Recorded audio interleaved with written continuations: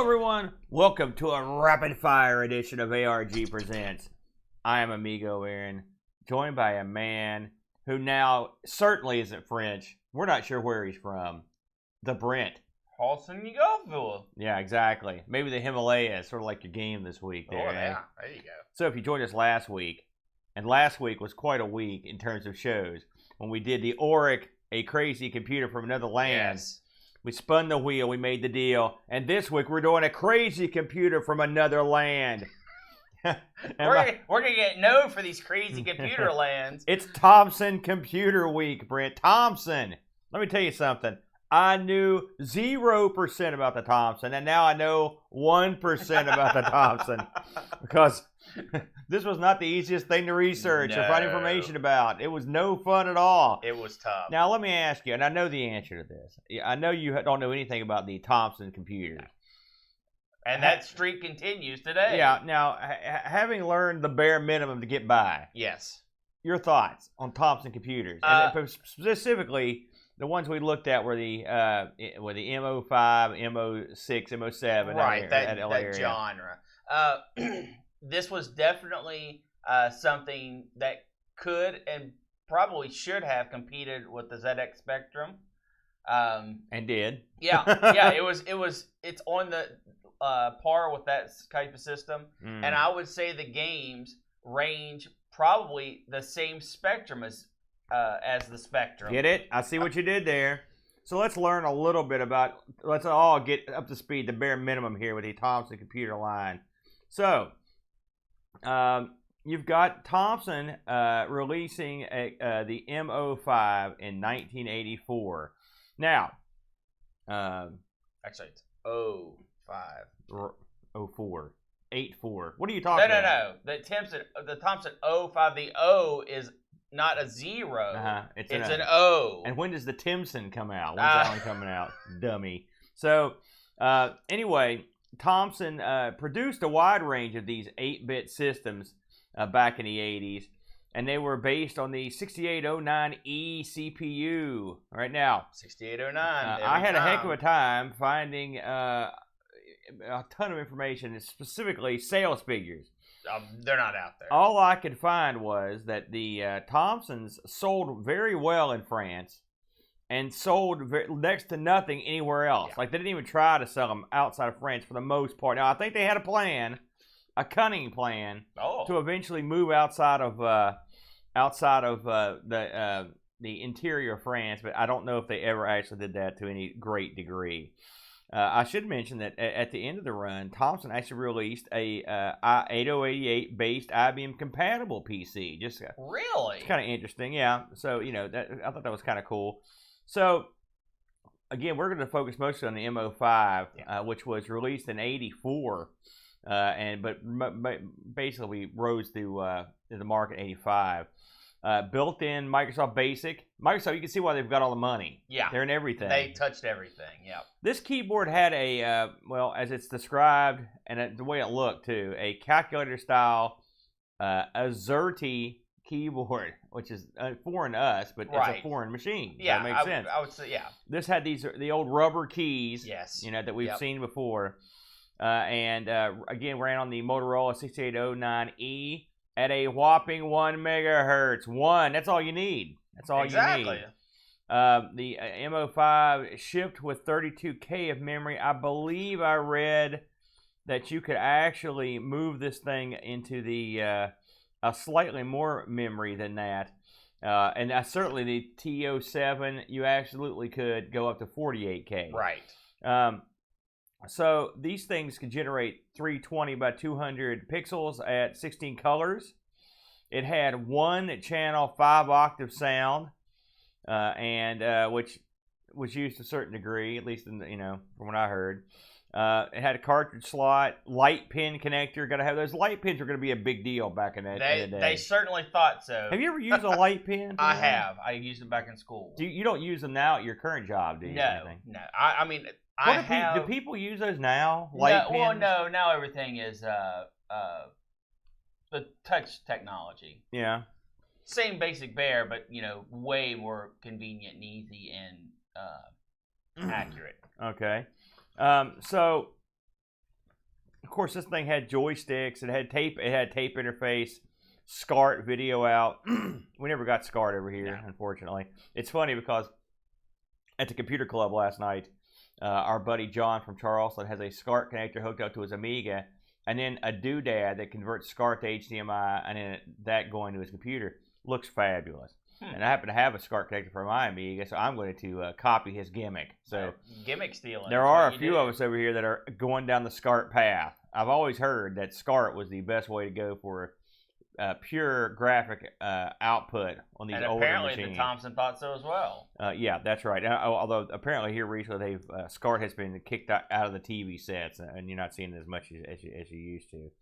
So as I mentioned, the Thomson was a pretty popular machine in France. Now, they had a ton of models. Get this. I'm just going to buzz through a few of these. Yeah, I saw this with some of the emulation. I was like, what? So you've got the Thomson MO5E. Yep. All right. Then you've got, and it had 2 joystick ports and a parallel port keyboard. Then you got the Thomson TO7. This one was from 82 to 84. So this was like the predecessor of the 05. It had 24K in memory, and 16K of that was used by the video. But you could upgrade that one to 48K, as I mentioned before. It had an 8-color display. So the MO5, which we looked at, actually doubled up on the colors on that one. Yes. Then, no, that's not all. Then you've got the TO7/70. This could go up to from 64K to 128K and had a 16-color display. So the TO7/70 was seemingly better than the MO5 and way better than the TO7, which was worse than the MO5. So the numbering is confusing on some of these. I didn't understand that one. Now that's the first generation. They came out with more of these. The second generation, you got your Thomson TO9. That was that's also released in '85. It had 128K RAM and a 3.5-inch floppy. That's your floppy right there. And then you've got, now here's your throwback, the Thomson MO5 NR. This was released at the same time as the Thomson MO, right? But it's a Thomson MO6 and MO5 casing. Okay, I didn't realize that one. Now, according to this, they made this for schools over in France. Oh, okay. You know, and this is just the way it goes. You get the MO6 that came out in '86. Yep. It's got 128K RAM and a built-in tape deck.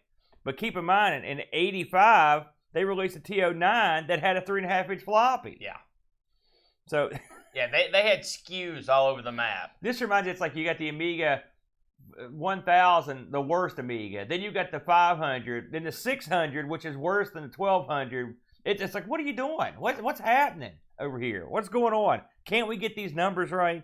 And finally, and lastly, as we mentioned, the Thomson TO16 released in '87 was an actual IBM compatible PC. So I bet that's quite a collector's item these days.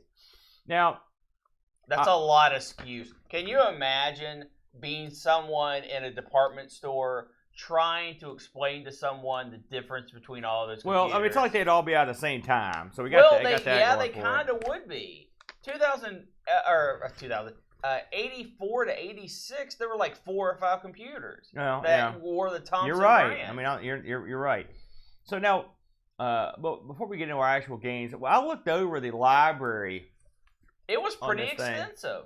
It was there. It was way larger than I thought it was going to be. Okay. Well, I mean, it had over 100 games. The thing is, you would expect it to have a bunch of games if it was popular, but I mean, the thing is, if it's being made basically effectively for one country, yes, it seems like you're going to limit the amount of people that are going to be putting out stuff for it. Even if it did sold in big numbers, if it sold in huge numbers, I guess you'd get more action. I narrowed my choices down, and I will say, I saw a few good games. There was a really nice looking racing game that was out. I think it was one of the last games released for the MO5, and it looked pretty good. It was almost like an outrun type game, and I almost picked that before I made my obvious proper decision with going with the one I went with. But there was the games range from CGA reject looking crap to some fairly impressive. Nothing like really blew my mind. The graphics on the game you picked blew my mind. mind. That's true. But and I was flipping through the games. So like I said, there's over 100 games for the system. Oh, I'd say well over that. Yeah. And I was flipping through a list of games, and my main thing that I noticed was the same thing you noticed. There are games that just look like garbage. I mean, like you couldn't tell what was on the screen using huge pixels. And then there were games that looked so refined, I had to double check to make sure I was still looking at the same computer. I'm assuming that what you watch, and I watched a bunch of videos to try to pick something out. Where I guess these were games that were strewn across these various SKUs. No. I actually went to a website dedicated to the MO5. Really? Yeah, and looked through their list of what they had for games, and they had screenshots for all the games. So some of this, granted, I'm judging off screenshots. Obviously, I didn't play 100 games from the MO5, but I noticed that there was a huge difference in quality. And it kind of makes sense. If you're working with such a small number of computers, you are certainly going to have people that are just spitting out games trying to make a buck. And then you're going to have those dedicated to the cause that are trying to put a little more quality into the games. But the range of quality was all over the map. And I was taken back by that. You know, one thing we should also mention was there. Now, again, being a non-French speaking person. That's correct.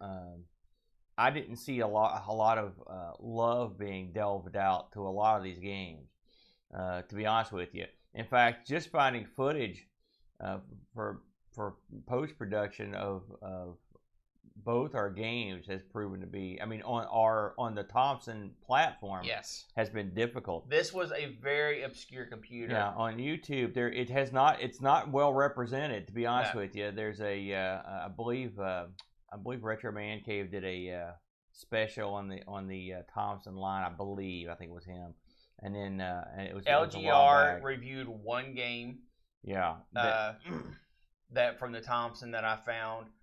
There's just not a lot of stuff out there, and I think it is because and what is out there, 90% of it's in French. Yeah, and which makes sense. I usually go to YouTube to kind of gauge the popularity of something. And so I was surprised that this is, of all the games we've ever done on this show, this has got to be one of the more obscure, tough to find footage of games. Yeah. You know. Now, with all that said, this was probably the easiest emulation week we've had in a long time. We got real lucky, didn't we, on that? Yeah, these have, and there were a lot of games that had this, Windows executables. Yeah. You run it. The game pops up in a window, you play the game. It's funny, when I first got that, it's almost always death. Yes. If you're familiar with the company that does this with the Amiga, where they compress these games into an executable file, that's what they've done here. Now, the company does a real extensive job with an interface and stuff that's really nice. These are not that extensive, as far as I can tell. But I think they get the job done. They're functional. And I will say, I actually ran an emulator at first, and I got it going, but this was way easier. It's like I said, it's amazing to me that someone has translated these games and put them into executors, especially mine, because there is nothing out there for my game. It's like it doesn't even exist. Yeah, you're right. It was tough to look up even on Google. Yes. I was like, man, this is unbelievable. I'm amazed that we actually found those executors. That blew my. Oh yeah, that was. I was like a miracle. I was like, thank you so much. So if you do want to play the games that we present today, you can find the executables for them, run them, give them a go, give them a look. Yeah. So Aaron, I'm gonna say that you, with your winner, starts the match here. Yeah. What do you got for us? It's funny. I don't feel like a winner. But let's go ahead and talk about Bob Winner. Now, Bob Winner was published and developed by Oric, I think is the way you pronounce it. And these guys have popped up for 2 weeks in a row, by the way. So I thought I'd just have a quick look at them. Now they were, and I hope I pronounced this right, Oric, and they dropped the S. They were just Oric, and they were a French video game company. They came out. They began life in '83, And they actually developed a lot of stuff over both systems, or not both, but many systems. They were around for a while. They weren't around for a whole long time, but they published a ton of games. They did. I looked over some of the ones that they put out on the specifically on the Thomson, and they included a game called Turbo Cup, which is that's the racing game I was talking about. Yeah.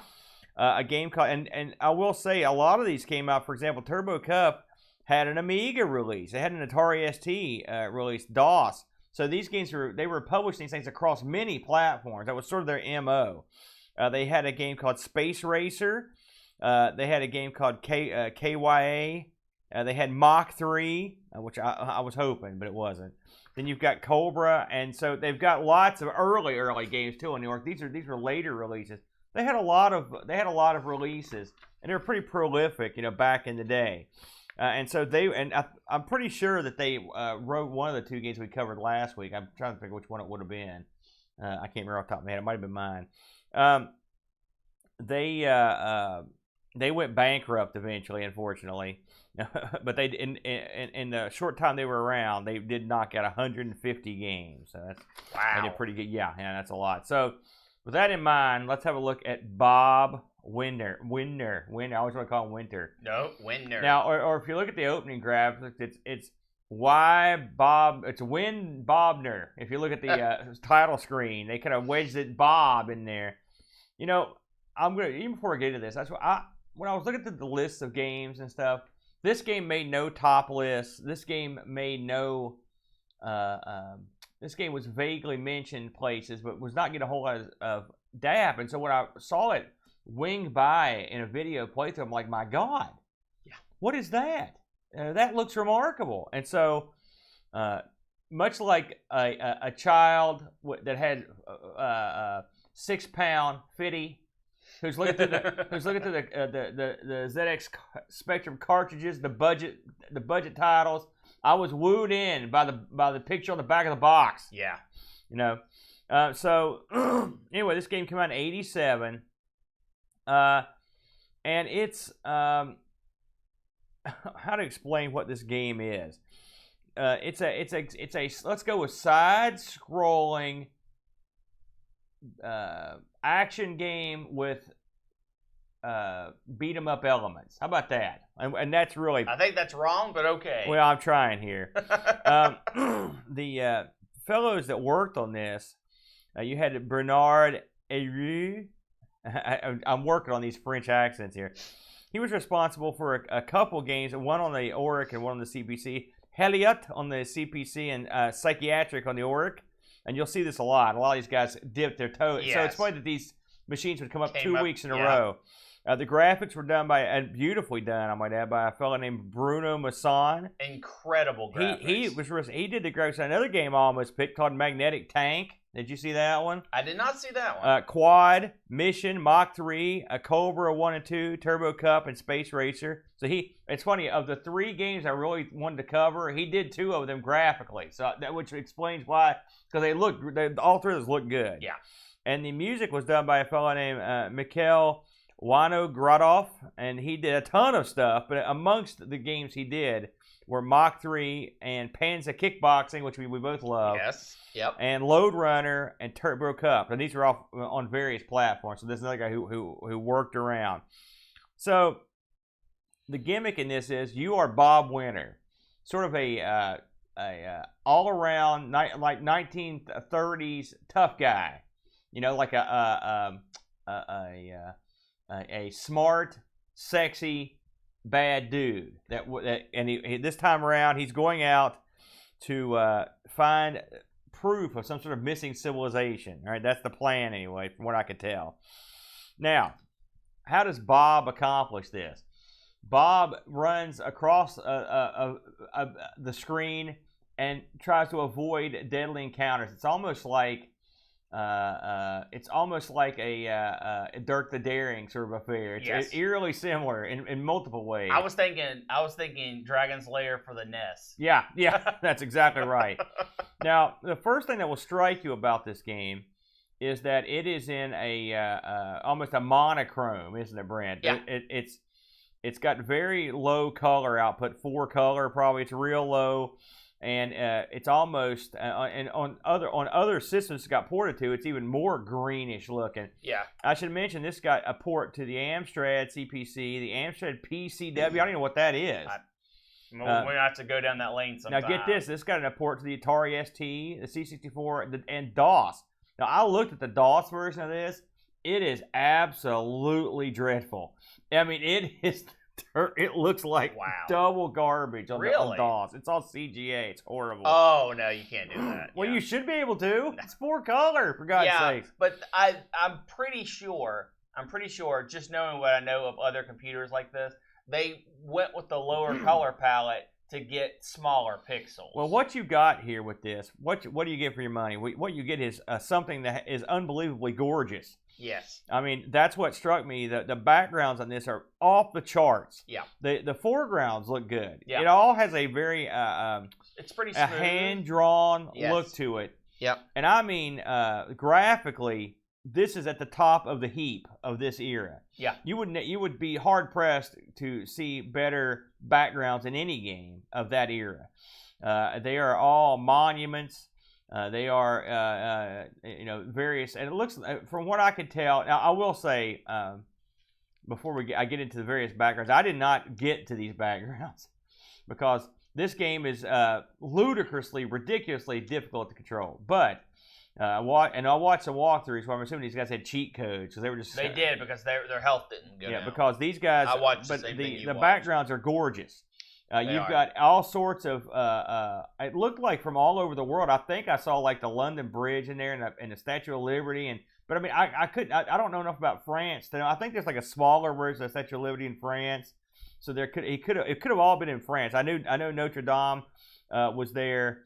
And I think the Eiffel Tower. It was beautiful. I mean, the backgrounds were just gorgeous. And this game is sort of a flip screen. And so what would happen is once you get to the end of the screen, the whole thing sort of scoots over to the next screen. And so it's not what I would call silky smooth, but it's not. It doesn't just blank the screen out and scoot over. It actually physically, the whole screen scrolls over one screen. Yeah, the transitions are pretty well done for the era. For this kind of transition, especially considering how detailed the graphics in the background were to move those and still hold the image mostly together was pretty impressive. I mean, I'm guessing what they did was they made a picture, right? Because this stuff doesn't move. They made a picture. And then when you go to the next screen, it just loads up the next picture. And then because really the only thing that's actually animated in this is your guy and whatever's going on. And the foreground. And the stuff going on in front of him. And to be fair, the sprites in this are large. Yeah. They are incredibly detailed. Yeah. They also look hand-drawn. Yes, they do. They look just as good as the background. I agree. I absolutely agree. And your guy walks and runs in a smooth way. Bob Winner is this poor unfortunate guy. Never have I felt more sorry for a character than this. I'm serious. This guy, to be called Bob Winner, first of all, that's a lot of pressure. You know what I'm saying? It couldn't be called Bob Mediocre or Bob, This guy's got to be Bob Winner. And Bob Winner, trust me, he was not Bob Winning when I was playing this game. He should have been called Bob Corpse because I was out there getting murdered. Bob in the hole. So what your goal is to collect these keys, and I think you need 3 keys to infiltrate this temple. And then when you get to the temple, it becomes like an intelligence contest. Yeah. Right, which I tried to look at what this thing was going on. I even tried to watch it on multiple systems, and I'm still not sure about these questions they were popping up here. Well, did you look at the questions? Yeah, they're logic questions. It's not my cup of tea. Asked about sequences. It gives you a set of numbers to plug into a sequence. That's one of the puzzles. Another one of the puzzles is it plays 5 tunes, 5 notes, and you have to use 1, 2, 3, 4, 5 to put the notes, to play the notes back. It's the old Simon. Well, the difficulty of it though is you don't know what key goes to what note, so you have to work off the pitches of what was played to figure out what was there. It had a couple trivia questions, which I couldn't read because they were in French. Yeah. You got way more out of that than I did. I was sitting there looking at that stuff like, my God. I even went and watched the Amstrad version to get their questions. And still, the way it scrolls by, it's not the easiest thing to read. It's not. It's poorly done. It's like it's on one of those LED scrolling sign displays. That's exactly what it looks like. Like the stock market. And the background that it's on is beautiful and really well done. Except for that weird gyrating idol in the upper right corner. It's okay too. But the part where the message is that you're trying to answer the questions for is one line tall, and it scrolls very quickly. And you have to figure out what it wants and figure out the actual answer to what the question is. It's very difficult. It's a very odd thing to put in the game. Yeah. Now, story-wise, I understand why they did it, but I would go so far as to say it's wacky. Yes. Or even goofy. It's goofy. I will say it's the one time in this game where Bob's not getting murdered. Because to get to this temple, Bob has to go through literal hell on earth. For example, you start off in sort of like a little, almost like a desert. There's not much going on behind you. And then you kind of walk forward into the, and then this background start firing up. And I walked maybe 3 steps, and I was like, let's have a look here. And instantly, right in the back of my head, dagger that went about a foot off screen. You'll notice that there is no time for dawdling in Bob Winner. You've got to go because someone off screen has got an unlimited arsenal that they just chuck crap at you. Daggers and bouncy balls. Daggers, bouncy. Yeah, the bouncy balls. Is there something behind that? They hurt real bad when they hit you. And Bob has a great fall down, ouch, I'm in pain animation. And you'll see it a lot. Yes, you will. In fact, it's funny because in the opening, this should have been a telltale sign. In the opening of this music's playing. It's like 30s music, and Bob Winner walks across the top of his own credits and trips and falls down. Not good. Yeah. It's like they were like, here you go. So as Bob goes across these various screens, and I believe this thing's about 19 or 20 screens in it, a total. That's what I read. And So you've got to avoid about 1 million, and I'm not even getting into the humans yet. These are just obstacles that are just laying around. You've got, like Brent said, like stones or balls that come at you. You've got Donkey Kong plays a part as he rolls barrels at this poor guy. There are areas on the screen that can just be like, I thought they were quicksand. Yeah, I think that's what they're supposed to be. Or real loose soil that you basically, poor Bob sinks if he doesn't jump over him. There's also bees that come out. Yeah. And of course, like I said, flying daggers. Then you've also got actually got 3 human opponents that will come up in scenes that were, I guess, sort of similar to say like a Prince of Persia. As you roll around, there's like a boxing guy. There's a boxer, and then you've got a kickboxer. And it's savate. It's what that is. It's the French art of kickboxing. Okay. It's called savate. Sounds good. And the savate art said so. When you get to these, wait, you got to talk about the last human. You're saving it. Okay. So you've got 2 choices, really. You don't really only have one choice. You have one choice. But you can just kind of run past these guys. Oh, yeah, you have to. Which is sort of funny. Oh, no, you could fight them. Your guy literally turns into one of them, and you fight them. Well, you're missing a very key element. All right, what am I missing? To turn into whatever the person you're fighting, to morph into their sprite and being able to do their maneuvers, you have to pick up the corresponding item. Right. And the item, sometimes it's on the next screen over. Sometimes it's 12 screens over. Pick it, and so you have to. And by the way, did you ever get the item to turn into them? I didn't either. No. But you once you get said item, you actually can. And I don't think you're actually morphing. I think what you're doing is just basically like Bob's. You're mimicking. Bob's putting on his boxing gear, or Bob's putting on his savate attire, and then of course the last guy, dude with gun. Yeah. So, although you can pick up a gun, so you get that going for you. But the shootouts with this man with gun were always hilarious because it often involved both the guys dying. Yep. In fact, I don't think I ever saw anyone get past the gun guy without getting killed. So what does this mean? It sounds awesome. Lots of obstacles, lots of weapons. Some different types of fighting, like a la Karateka or Prince of Persia. And when you defeat the humans, you obtain their key. Yeah, to you unlock have to the beat temple them. quiz. That's where you get your 3 keys. So what this means is this can't be played.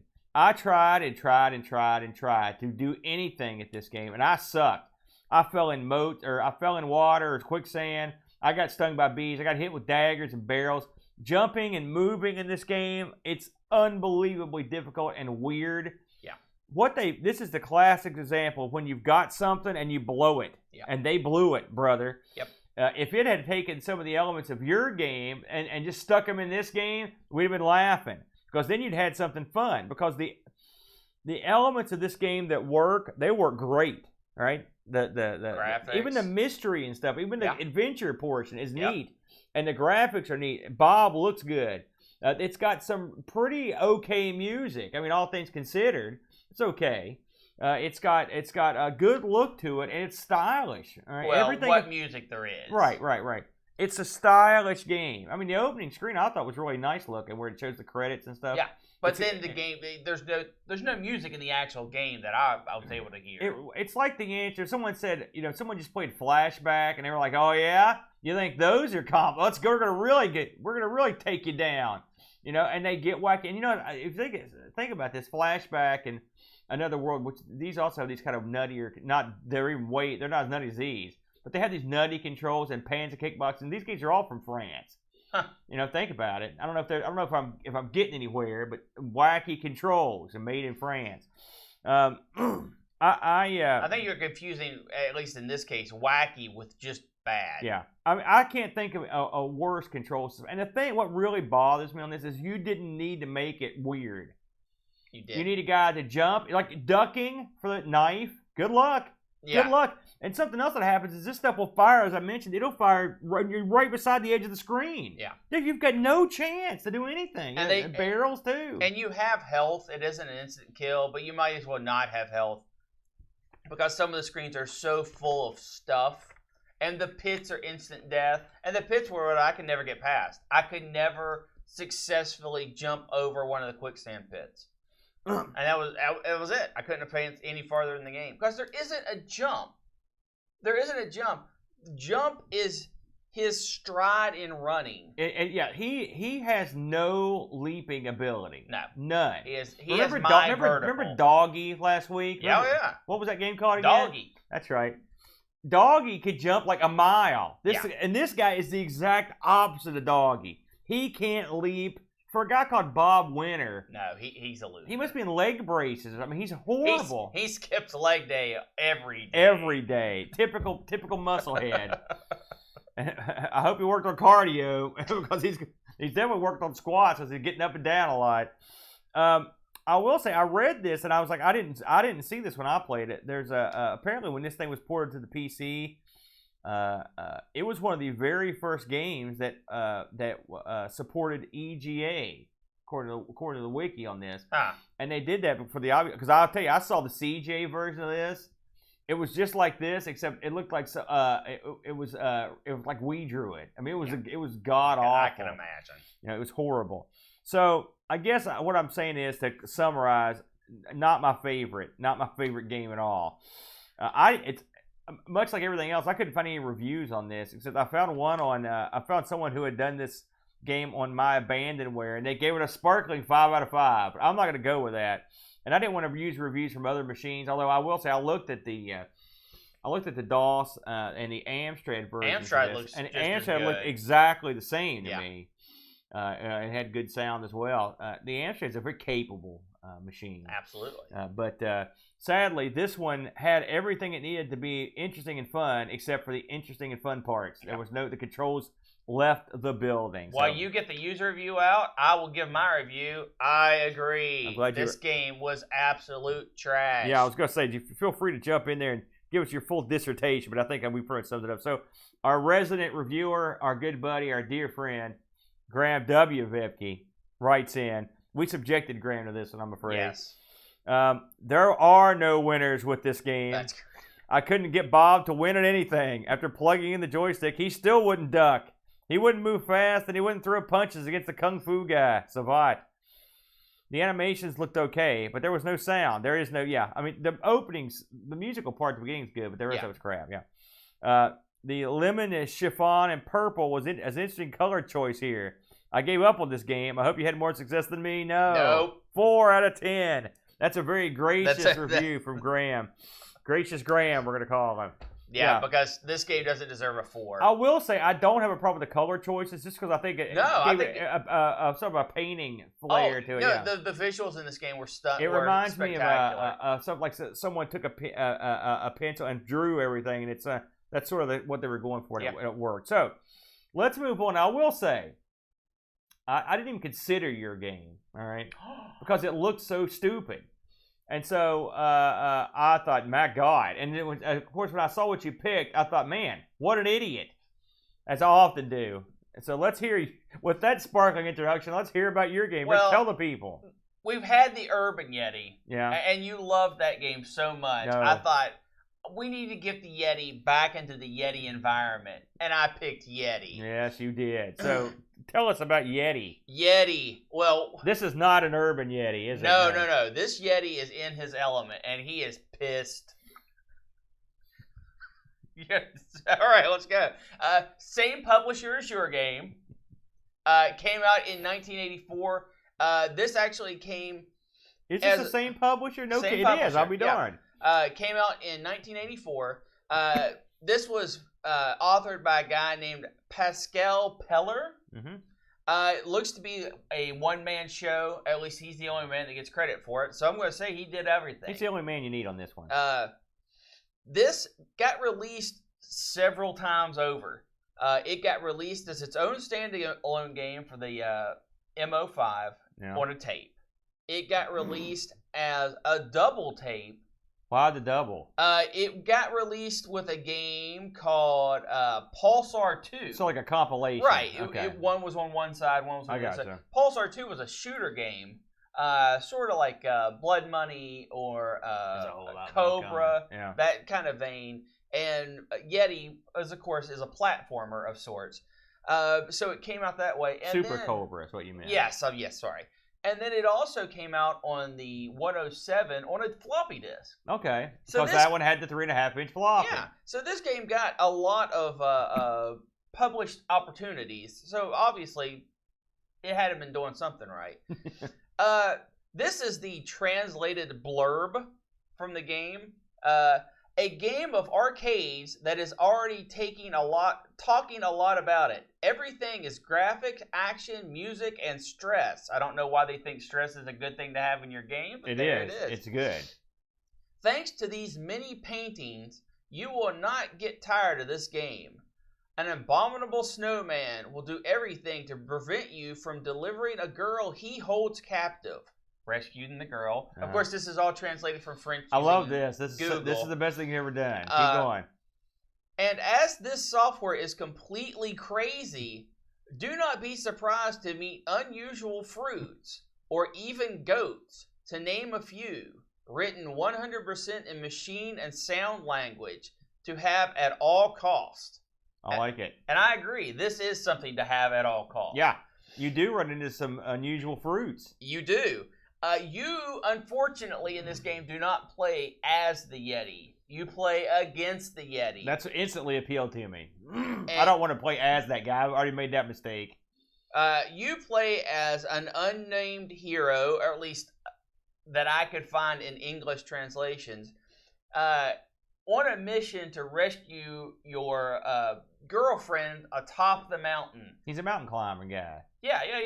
And apparently your girlfriend is very hungry because you can't complete the level without gathering all the fruit that's on the level to also deliver to her. This was quite a surprise to me as I went to the first level the first time. So, level 1 of this game, the Yeti is high atop his mountain, throwing snowballs down at you. Rolling them. Yeah, well, throwing and rolling. Throwing and then rolling. Trying to prevent you from getting to your woman at the top. Does the woman have a name? I could not find an English translation that revealed her name. Does she have a French name? Let's call her Yvette. All right. So you are tasked to gathering all the fruit for Yvette and getting that fruit up to her so she can continue the trek down the mountain. As you go, apparently some kind fellows went before you and set up ladders on this mountain. It's a very green mountain to assist you in your climb to the top. That's the way they do it in like Everest and stuff. They got that crap smashed in the side. You got to thank the Sherpas for getting there before you and setting all this stuff up. And they really took care of you on the ladders. They do. They're and elevators and vines. And the Sherpas went crazy up there. Don't spoil the big surprise. Oh, sorry. So you're climbing up the mountain, you're gathering your fruits, and you get to your girl. And then apparently she gets lost again. And you go to the second stage. Well, the Yeti's smart, man. He says, I'm going to recruit some friends. And what friends is better for mountain defense? Goats. Yeah. Mountain goats, man. Those things can climb on anything. And not just regular goats. These are ladder climbing goats. They climb ladders. They can climb up and down ladders. They jump gaps. And they will hunt you down. They are hungry for man flesh. Yes, they are. Yeah, they absolutely. So stage 2, you're mostly navigating ladders down the mountain to re-rescue your girl and avoid the goats that have been employed by the Yeti. Yeah. And of course, there are some fruits along the way that you have to gather. She's going to be hungry when you get there. Let's be considerate now. So you get to her the second time, and she gets lost again, so you got to go to stage 3. Yeah. And stage 3 is when the wacky gets turned up a notch. Yeah, it is. Because I couldn't get past stage 3. I'm about to say I never got past stage 3. Stage 3. I didn't quite understand the elevator, how it worked. The goats are still employed. It's good to see. You don't want people losing their jobs. There's one goat that just goes up and down these 2 ladders perpetually. This goat's a machine. He's a guard goat. He's a guard goat. Right. So he is setting their guard in that area. He's doing a good job. And he guards the elevator, the flip elevator that you have to jump on and ride to a safety platform. I couldn't master that elevator. I died on that 1,000,000 times. No problem. I made it past the elevator for all of us. Oh, good. So you get past the elevator, and then the Yeti's taking matters into his own hands again. He's throwing snowballs down at you, and you have to climb up, maneuver all those. And then it appears that the Yeti has sneezed on a block, and his mucus is kind of going up and down, bouncing in the wind that you have to avoid. I thought it was a giant, like, musher. Well, I thought it was like a machine or something. It is definitely not a machine. It's a mucus musher. How do you get mucus out of that? It is a slightly pink Did you colored read that? mucus. No, that's what it is. Mucus? That's gross. No, it's what it is. It's either that or one of those big slug things. I thought it was a gimmick where, like, maybe they were pounding ice down or something. They let the machine up there. You know what I'm saying? No, You're talking about the thing that goes. It moves like fluid. Well, I'm just saying, mucus. Anyway, that's gross. So you apparently your girl's not very hungry on this stage because you only have one cherry to pick up and deliver to her. Yeah, she's been eating a ton of unusual fruit the whole time. And then you go to stage 4. Stage 4 is where it all comes together. I had to watch a video of stage 4, but what a stage. What's going on here? Explain this one to me. Stage 4, first of all, again, like I said before, your girl's not too hungry, so all you have to do is get a strawberry. And this strawberry is the most out-of-the-way strawberry. It took me forever to figure out how to get this strawberry. The fruit are cunningly placed. They are. Yeah, they are. You. The Yeti knows. They're all traps. And what better way to protect? The Yeti found some money for some more henchmen. And what did he bring to the party? Kangaroo. Some people might tell you they're bunnies. They're not bunnies. They're man-sized. These are kangaroos. I thought they were kangaroos too, but I mean they'd be huge bunnies. Yeah. So these kangaroos they're also brown. Just continuously jump to their death in a hopes that you will smash into them and fall to your death as well. And all they basically do is literally they hop down the board and then jump off the side. So you've got the kangaroo to deal with. Plus, apparently you've got vines up in maybe this is more down towards the bottom, and you have to swing on the vines.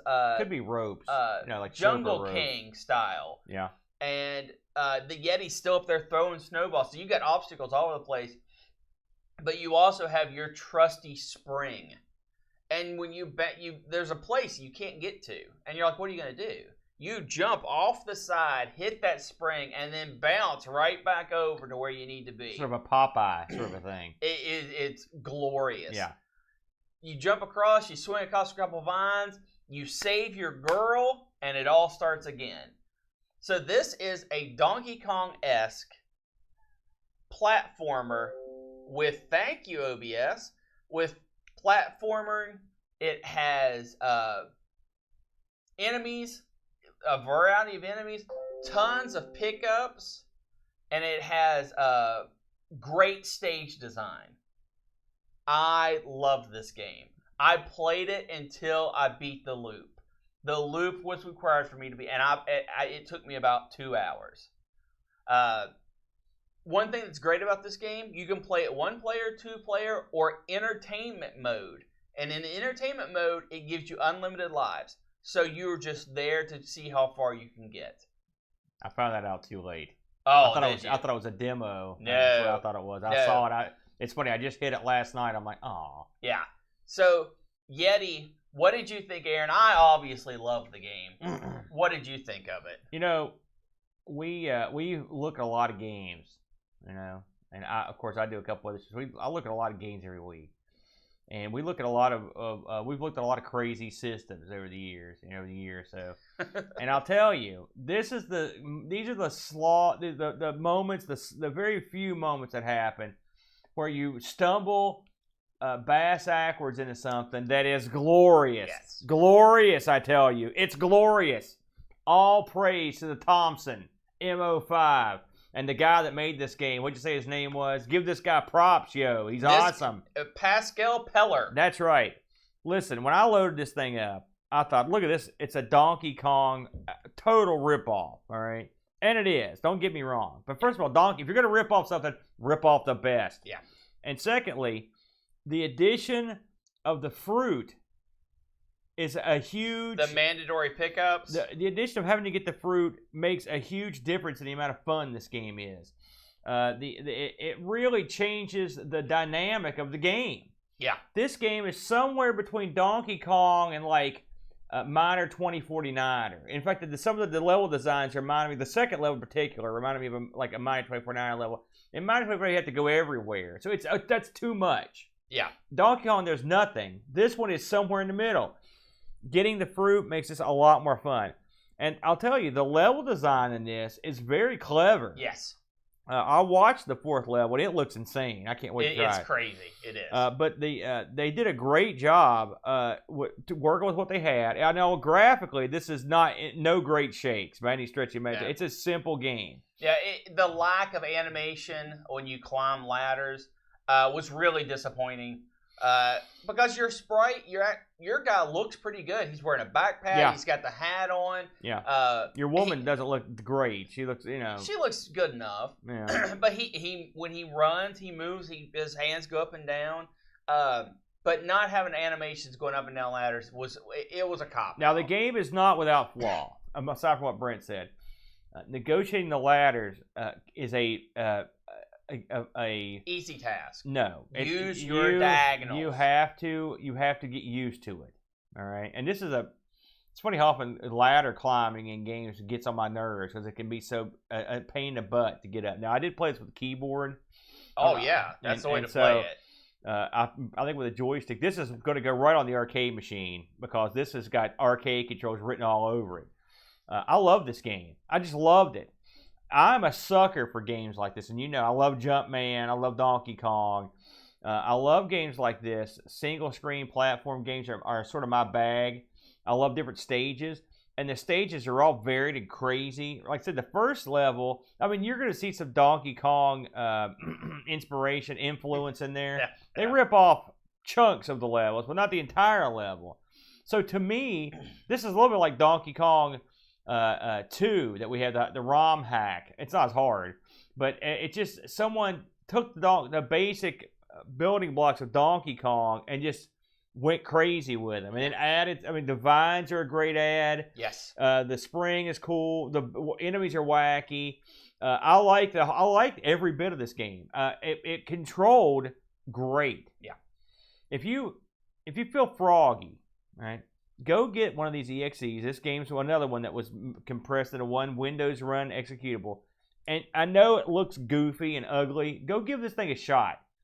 You will be surprised at how much fun it is. Yes. I played the crap out of this game, to be honest with you. I wish if I had more time, I'd have played it more, but I had to fit my game in, and I spent a lot of time trying to negotiate that. Falling in holes, yeah. This game's the exact opposite. This is the way that guy should have jumped in the first game. Yeah. You know, get some distance under you, son. You're Bob Winner, for God's sakes. This Sherpa's kicking your tail. I love this game. Bottom line, this is a must-play. Of all the games we've played on this show, I'm not sure I've ever been quite so surprised. And it was right up there amongst my favorites. Of course, I don't want to glorify it too much. It's a Donkey Kong ripoff. It is what it is. It's a Donkey Kong ripoff, but at least they advanced it somewhat. They took, you know what they did? They said, here's Donkey Kong. We want to add our spin on it. We want to make it our own thing, and they did. Yeah. I think they being him. Yes. Yeah. I think having the Yeti throw snowballs, that's kind of a no-brainer. Yeah. But collecting all the fruits, good.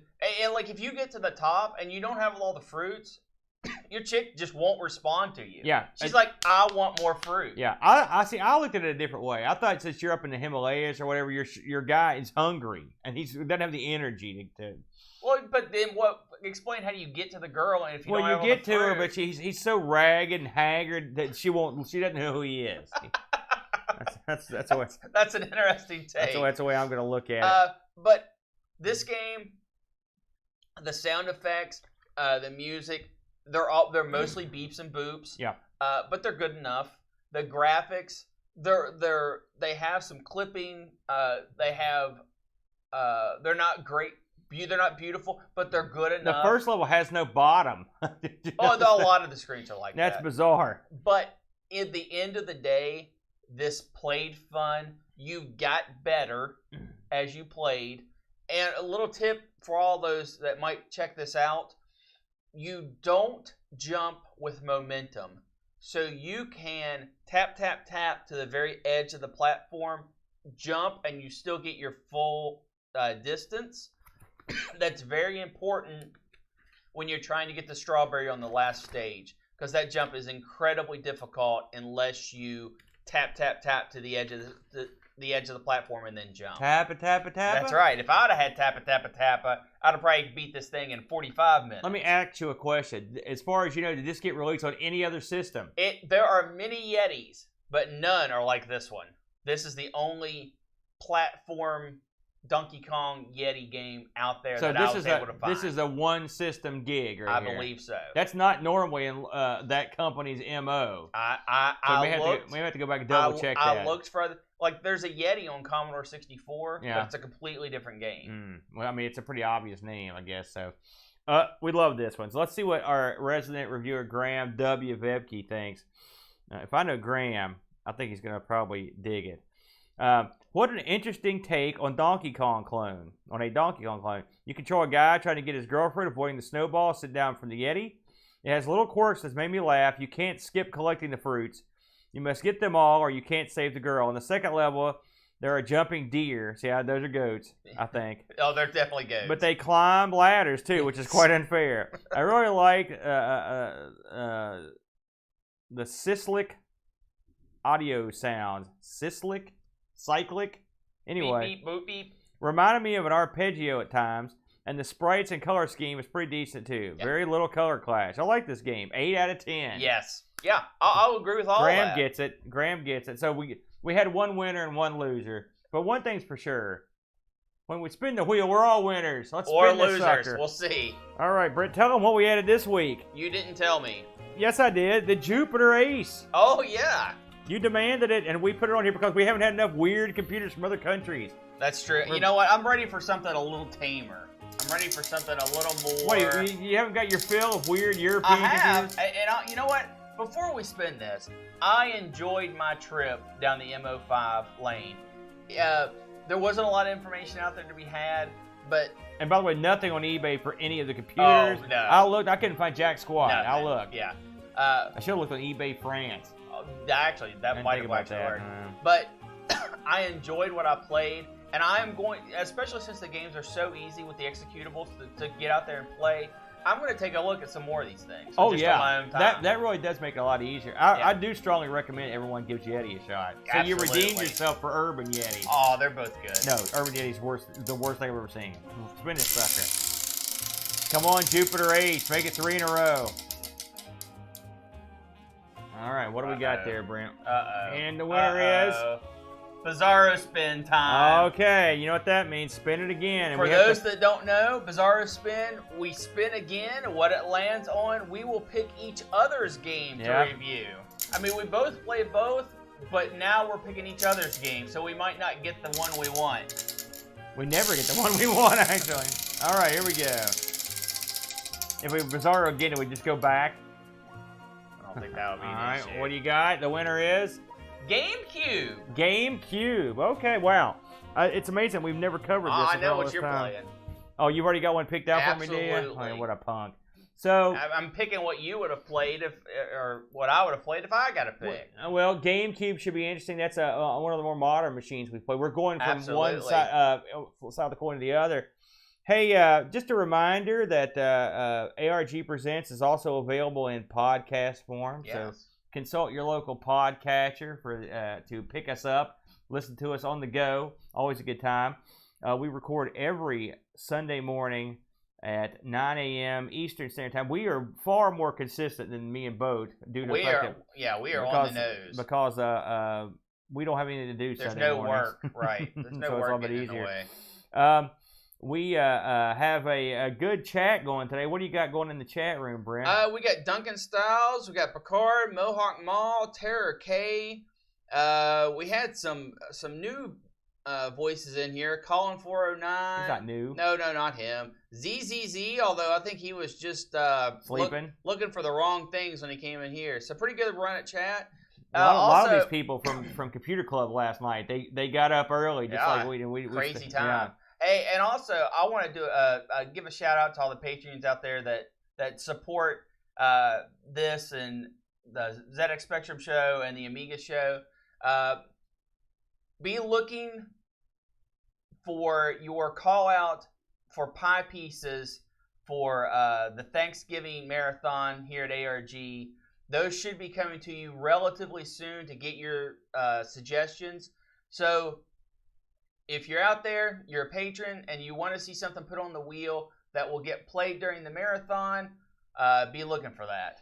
Something else I want to mention to our listeners and viewers, for those of you that remember, we ran a Decorate Our Arcade contest. Gosh, it's been 5 months ago or something like that.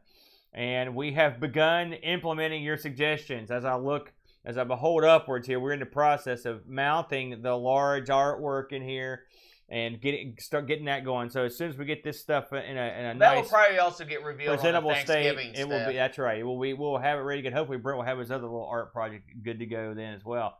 So next week, GameCube, Brent. It should be interesting. Bizarro GameCube. So we will leave it there. Adios and so long to France and the UK. And thank you for your crazy computers. And I'm sure we'll be back that way again somewhere down the line.